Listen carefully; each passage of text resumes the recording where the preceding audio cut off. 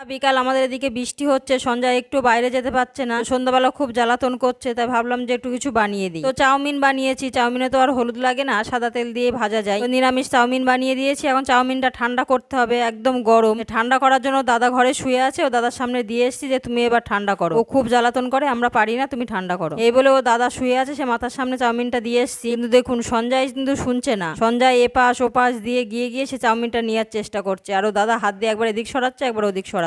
আচ্ছা দেখো কিরকম লাগে। ও ঠান্ডা করে দেওয়ার কথা সবাই বলে, কিন্তু ওকে ঠান্ডা করে দেওয়ার টাইমটাও দেয় না, খুব জ্বালাতন করে। আমরাও তো চাই যে ও ঠান্ডা করে দিই। তো দেখুন কিভাবে ও খাটের উপর পুরো উঠেই গেছে, উঠে গিয়ে চাউমিনটা নিয়ে নিল, নিয়ে ওখানে বসে ও খাওয়া শুরু করলো। ও একটুও গরম করার টাইম দেয় না, দেরিও করে না, এভাবে ও জ্বালাতন করে। তো কি করব আর, খিদেও পেয়েছে, খিদে পাক আর না পাক কি হয় আমি জানি না, ও খাবার দেখলেই ওরকম জ্বালাতন করে, ঠান্ডা করার টাইম দেয় না। আর তো রান্নাঘরে গিয়েই দাঁড়িয়ে থাকে যে বানায়, তখন থেকে ওর চোখের আড়ালে তো করা যায় না যে আমি ঠান্ডা করে তাই দেবো। তা যাই হোক, ও চাউমিনটা খেয়ে নিক। চাউমিনটা করেছি নিরামিষ চাউমিন, ভেজে দিলাম একটু, সন্ধ্যাবেলা খাক।